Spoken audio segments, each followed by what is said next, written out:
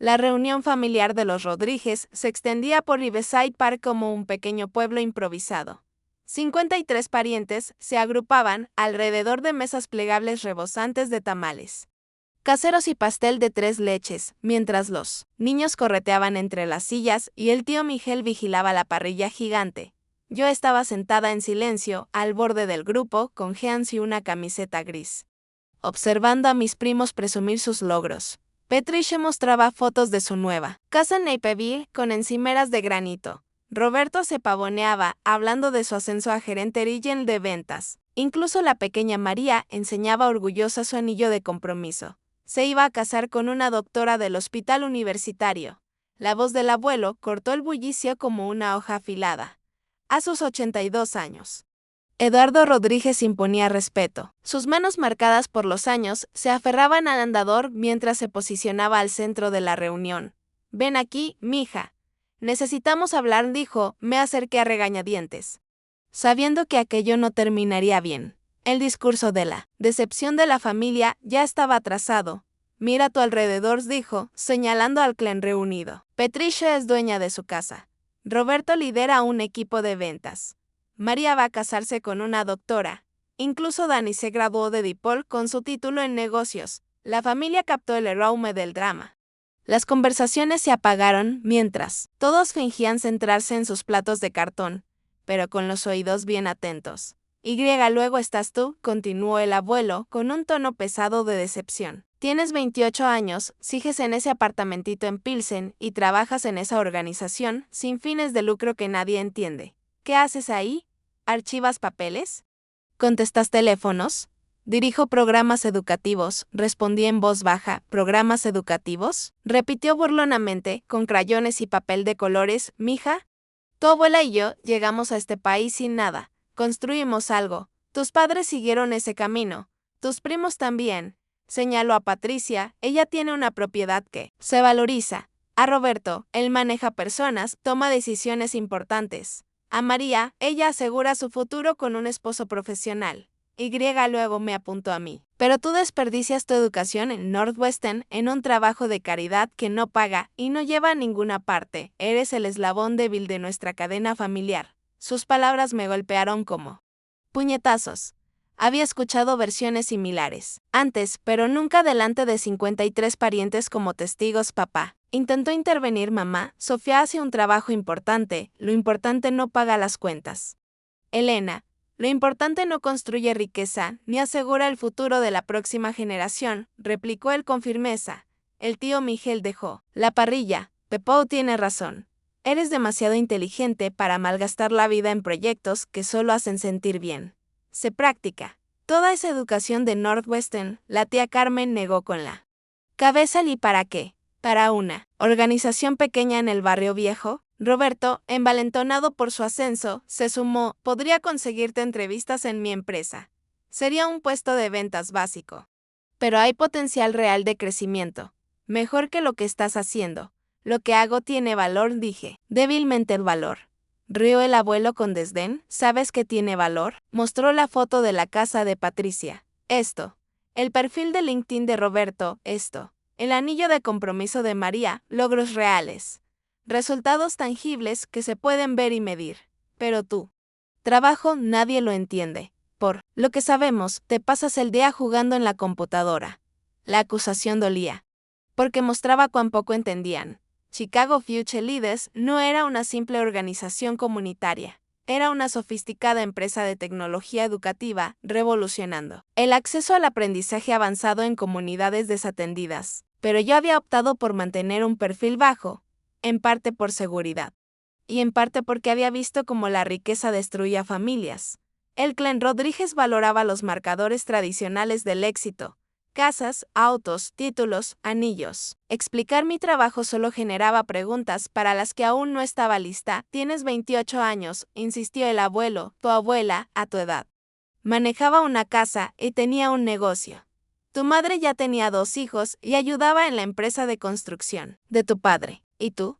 ¿Qué tienes que mostrar después de casi 3 décadas? Tiene su apartamento, dijo Patricia. Intentando suavizar la situación, alquila, corrigió el tío Miguel. No tiene patrimonio. Ese dinero desaparece cada mes en el bolsillo de otro. YS Onda del 2012, agregó Roberto, el círculo se agrandó. Hasta los adolescentes dejaron sus teléfonos para observar el espectáculo.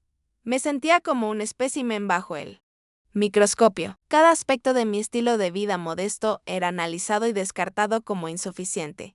Eso es lo que no entiendo, dijo la tía Carmen, con tono suave, eres inteligente, educada.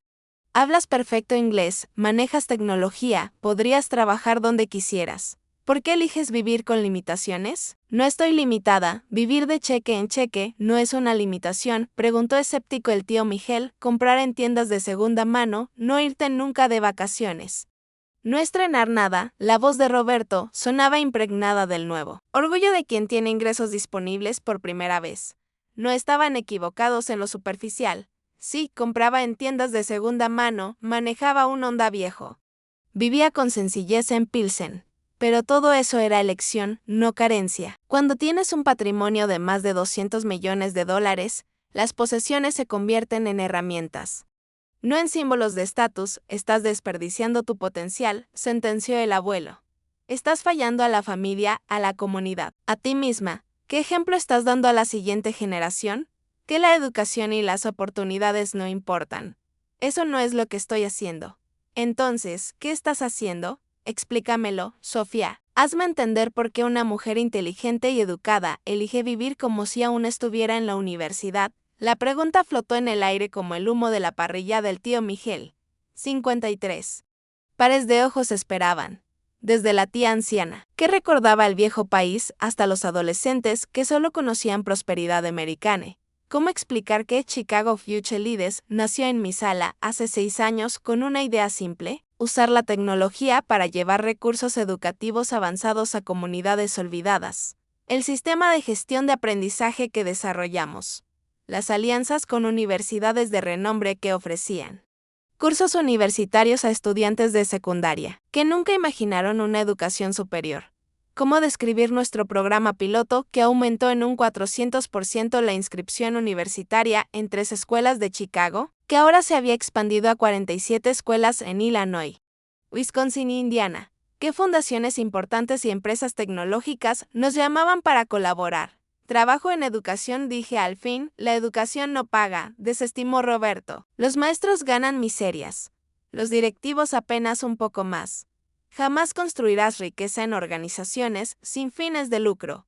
A menos que dirijas fundaciones enormes, añadió Patricia. Pero esos puestos requieren conexiones y experiencia. Política, ellos entendían la educación como escuelas tradicionales, salarios previsibles, burocracia estatal. No tenían marco alguno para comprender el emprendimiento en tecnología educativa, ni los ecosistemas de capital de riesgo que silenciosamente impulsaban nuestro crecimiento.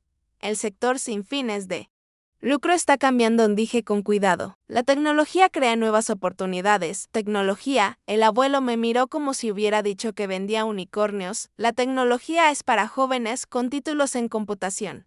No para programas de caridad, la tecnología real. Implica desarrollo de software, análisis de datos, inteligencia artificial, agregó Roberto con autoridad de LinkedIn. Ahí es donde está el dinero. Si tan solo supieran que Chicago Future Leaders había desarrollado algoritmos de IA propios para aprendizaje personalizado, que nuestro análisis de datos había captado la atención de Google y Microsoft.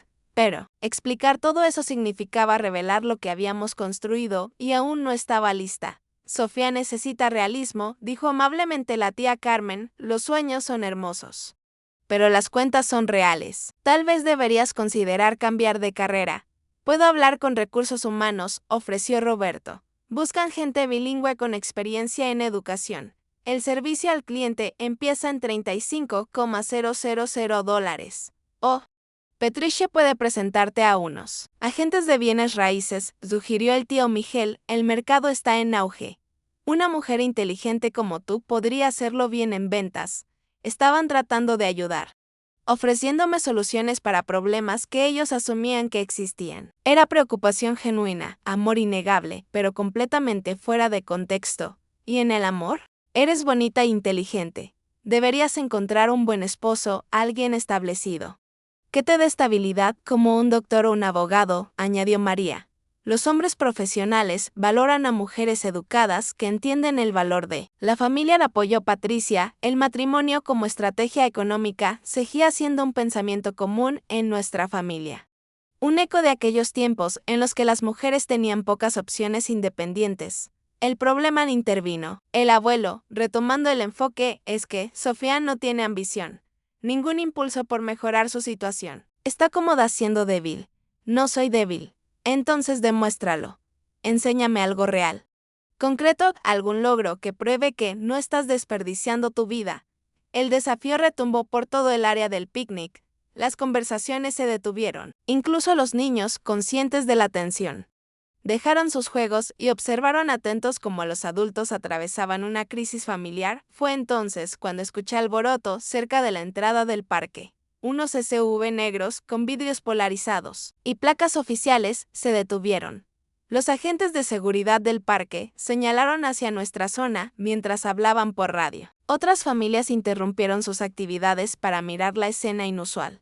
¿Qué está pasando?, preguntó Patricia, cubriéndose los ojos del sol. Las puertas de los SUV se abrieron al mismo tiempo, revelando a personas vestidas con trajes ejecutivos. En el centro, distinguí la silueta inconfundible de la alcaldesa Lori Lightfoot, flanqueada por miembros del Consejo Municipal y otras figuras que no reconocí de inmediato.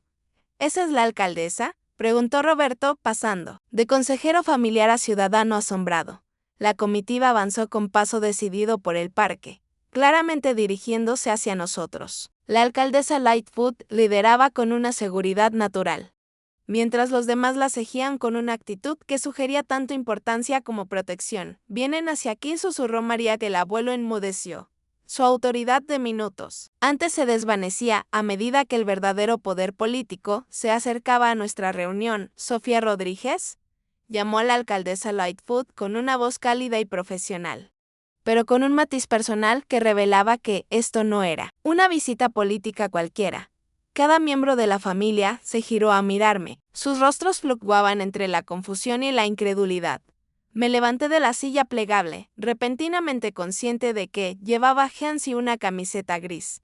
Mientras la alcaldesa de Chicago se dirigía directamente a mí, sí, respondí. Señorita Rodríguez, lamento interrumpir su reunión familiar, dijo la alcaldesa, acercándose con su característica sonrisa, pero cuando mi equipo me informó que estaría aquí hoy, no podía perder la oportunidad de agradecerle en persona, agradecerme por la extraordinaria donación a la Fundación para la Educación Pública de Chicago. Los $100 millones destinados al nuevo centro de aprendizaje del South Side representan la mayor contribución privada a la educación en la historia de nuestra ciudad.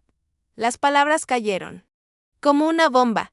53 personas se enmudecieron, con las miradas saltando de la alcaldesa a mí como si estuvieran presenciando un partido de tenis. Su generosidad impactará a generaciones enteras, continuó la alcaldesa, completamente ajena al drama familiar en el que acababa de irrumpir. El centro de aprendizaje del South Side atenderá a más de 15,000 estudiantes al año, brindando recursos avanzados a comunidades históricamente olvidadas. La boca del abuelo quedó entreabierta. Patricia dejó caer su plato. Roberto tenía la expresión de alguien al que acaban de explicar física cuántica en un idioma extranjero. Además, intervino un miembro del consejo. La iniciativa tecnológica educativa de Chicago que su empresa, Chicago Future Leaders, impulsó, está siendo adoptada como modelo nacional de reforma urbana en educación. Su innovador sistema de inteligencia artificial para aprendizaje personalizado, añadió otro funcionario, ha llamado la atención del Departamento de Educación. El secretario Cardona mencionó específicamente su trabajo en su último discurso sobre el futuro educativo de Estados Unidos. Sentí los ojos de mis 53 familiares fijos en mí. Toda su percepción sobre quién era yo se desmoronaba en tiempo real. La supuesta debilidad de la familia estaba siendo elogiada por la alcaldesa por revolucionar la educación y donar más dinero del que la mayoría vería en 10 vidas. Señorita Rodríguez, prosiguió la alcaldesa, entiendo que prefiera mantener un perfil bajo, pero logros de esta magnitud merecen ser reconocidos. La ciudad quiere honrarla con el Premio a la Innovación de Chicago el próximo mes. Es un gesto muy amable, pero preferiría mantener el enfoque en los estudiantes y las comunidades a las que servimos. Esa humildad es precisamente lo que la convierte en una líder tan efectiva. Pero el consejo votó de manera unánime para nombrar la nueva instalación como Centro Sofía Rodríguez para la Excelencia Educativa. La alcaldesa se volvió hacia mi familia, que seguía de pie en un silencio atónito. Deberían sentirse inmensamente orgullosos. Sofía no solo está transformando la educación en Chicago, está creando un modelo que otras ciudades del país ya están replicando. No lo sabíamos, susurró mamá. No me sorprenden, respondió la alcaldesa con una sonrisa cálida. Sofía ha sido sorprendentemente modesta respecto a sus logros. La mayoría no sabe que Chicago Future Leaders comenzó en su apartamento hace 6 años, y se convirtió en una de las compañías de tecnología educativa más innovadoras del Medio Oeste. ¿Compañía de tecnología educativa?, repitió el tío Miguel, tratando de traducir esas palabras a algo comprensible. Exactamente, confirmó un concejal. Chicago Future Leaders desarrolló algoritmos de aprendizaje adaptativos que responden en tiempo real a las necesidades de cada estudiante. Su plataforma ya presta servicio a más de 300 escuelas en 7 estados. El análisis del año pasado, añadió otro funcionario, demostró que los estudiantes que usan la plataforma de Chicago Future Leaders logran avances equivalentes a un año y medio adicional de instrucción tradicional. El abuelo por fin recuperó la voz. Tú tienes una empresa. La fundé hace 6 años, respondí, y actualmente está valorada en. Roberto inició la pregunta, pero se detuvo como si el número fuera demasiado grande para procesar. La última ronda de inversión Serie C valoró a Chicago Future Leaders en $480 millones, respondió la alcaldesa con naturalidad, lo que convierte a Sofía en una de las CEO más jóvenes en tecnología educativa del país. El número fue una segunda explosión. Patricia se dejó caer en su asiento. El tío Miguel me miraba como si fuera de otro planeta. Pero el apartamento, dijo la tía Carmen con voz débil, y el carro viejo. Vivo con sencillez por elección. Cuando diriges una empresa que sirve a comunidades desatendidas, tu estilo de vida se convierte en una declaración de principios. ¿Cómo voy a pedirles a las escuelas que confíen en mí para el futuro de sus estudiantes si me presento en un Lamborghini? Además, añadí, el apartamento en Pilsen me mantiene conectada a la comunidad. La mayoría de las familias de nuestros estudiantes viven a 10 cuadras. Es importante. Necesito entender su realidad diaria. La alcaldesa asintió con aprobación. Esa conexión comunitaria es lo que hace tan efectiva a Chicago Future Leaders. Sofía no solo desarrolla tecnología educativa, ella comprende los factores sociales y económicos que influyen en los resultados del aprendizaje. La donación de 100 millones, explicó un miembro del consejo a mi familia, representa aproximadamente el 20% de su patrimonio personal. Está comprometida a reinvertir su éxito directamente en las comunidades que inspiraron su trabajo. ¿El 20%? Repitió el abuelo, intentando hacer cálculos, con una expresión que dejaba claro que los números no le cuadraban. Sofía tiene un patrimonio de aproximadamente $500 millones, aclaró con suavidad la alcaldesa, entre la propiedad de la empresa e inversiones relacionadas. Pero su compromiso es donar la mayoría en la próxima década. La reunión de los Rodríguez se había transformado en algo surrealista. 53 familiares que se habían juntado para una carne asada y chismes familiares estaban ahora recibiendo una charla sobre tecnología educativa de parte de la alcaldesa de Chicago. Deberíamos dejar que regreses con tu familia, dijo finalmente la alcaldesa Lightfoot, notando que había compartido más de lo que yo habría querido. Pero, Sofía, por favor, considera asistir a la ceremonia de premiación. Tu trabajo merece ser reconocido, aunque prefieras evitar los reflectores. Lo pensaré, respondí. Excelente. Por favor, continúa con esta labor tan increíble. Chicago tiene suerte de contar con innovadoras como tú. La delegación comenzó a caminar hacia sus camionetas SUV, dejando atrás a 53 miembros de la familia Rodríguez procesando lo ocurrido. La alcaldesa había venido a agradecer a quien creían la decepción de la familia por una donación de 100 millones y por revolucionar la educación en el Medio Oeste. El silencio se alargó por minutos. El tío Miguel volvió mecánicamente a su parrilla, olvidando para qué estaba allí. Patricia miraba su plato como si contuviera los secretos del universo. Incluso los niños sintieron que algo fundamental había cambiado. Finalmente, habló el abuelo. Sofía. Mija, ¿Por qué no nos dijiste? Porque tenía miedo de que pasara esto, que todo cambiara, que vieran signos de dólar en lugar de ver a la familia, que las conversaciones giraran en torno al dinero, en lugar de girar en torno a quienes somos como personas, pero creíamos. Empezó él, pero se detuvo. Comprendía, por fin, que lo que habían creído estaba completamente equivocado. Creían que yo era el eslabón débil. Y quizás lo era.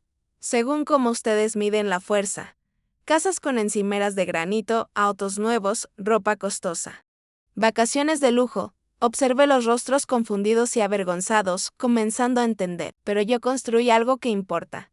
Algo que cambia vidas y crea oportunidades para niños que, de otro modo, jamás las tendrían. Eso me pareció más importante que impresionar con éxito material. Roberto negó con la cabeza, lentamente. $500 millones.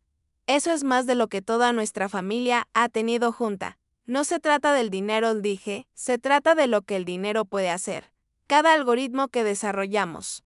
Cada alianza con escuelas, cada estudiante que exida aprendizaje avanzado. Eso es lo que realmente importa. María encontró su voz. ¿Por qué esconderlo? ¿Por qué dejarnos creer que estabas luchando por sobrevivir? Porque quería que me amaran por quien soy. No por lo que valgo. Quería que las cenas familiares fueran sobre la familia, no sobre planes de negocios, consejos de inversión o súplicas por préstamos. Tía Carmen lloraba. Lágrimas de arrepentimiento mezcladas con orgullo, mija. Lo sentimos tanto. No entendimos. No podían entender. Me aseguré de eso.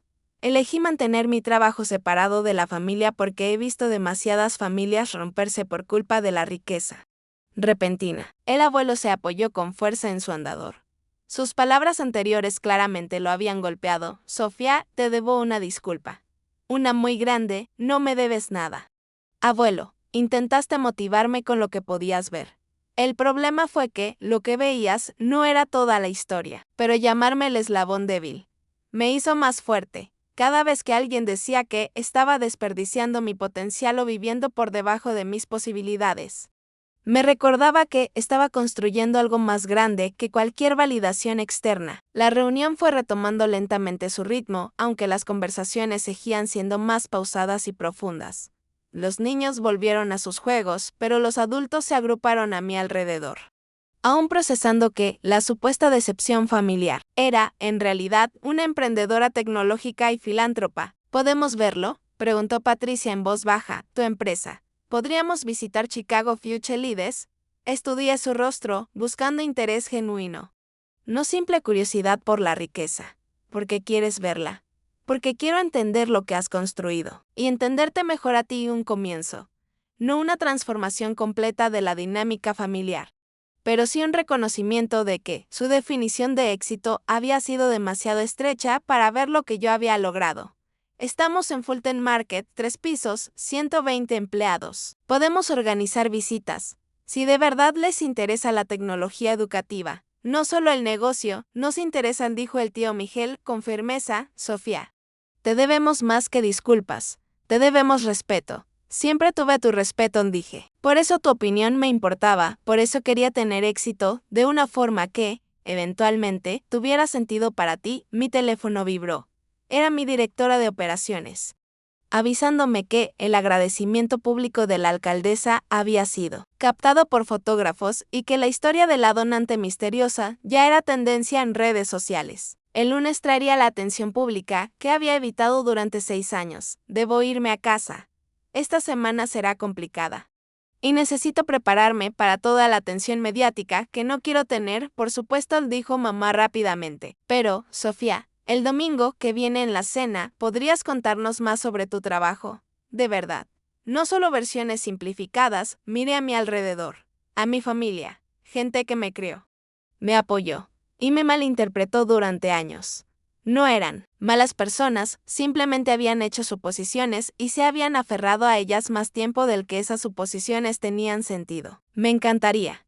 Pero eso significa hablar sobre inteligencia artificial, algoritmos de aprendizaje, rondas de financiación de capital de riesgo, y entender que el éxito en el siglo XXI se ve diferente al que conocieron abuelo y abuela cuando llegaron a Chicago. Estamos listos para aprender, dijo el abuelo, con su voz que aún llevaba décadas de autoridad familiar, aunque ahora matizada con humildad, mientras caminaba hacia mi viejo Honda del 2012. Escuché a la familia comenzar a hablar sobre lo que habían aprendido. Esas conversaciones seguirían mucho después de que me fuera, mientras 53 personas trataban de reconciliar su antigua noción de éxito y fracaso con lo que yo, silenciosamente, había construido del trayecto por Pilsen. Me dio tiempo para pensar en lo que venía. Chicago Future Leaders pronto sería de conocimiento público, lo que significaba que el equilibrio cuidadoso que había mantenido entre mi vida laboral y familiar estaba a punto de cambiar drásticamente. Pero tal vez eso no era algo completamente malo. Tal vez era hora de que mi familia viera a la persona completa en la que me había convertido y no solo el estilo de vida modesto que había elegido mantener. El lunes llegarían los reporteros, los fotógrafos, las solicitudes de entrevistas y los perfiles en los medios. La emprendedora invisible en tecnología educativa estaba a punto de volverse muy visible, pero, en esencia, Chicago Future Leaders seguiría siendo lo que siempre fue: una empresa que demuestra que cada estudiante merece acceso a una educación excelente, sin importar su código postal o los ingresos de su familia. Al estacionar en mi edificio, pensé en la cena familiar del próximo domingo. Probablemente sería diferente esta vez, con nuevas preguntas y conversaciones más profundas. Quizás, por fin, el abuelo entendería que la nieta que había llamado el eslabón débil, en realidad había estado fortaleciendo la cadena en formas que él jamás habría imaginado posibles.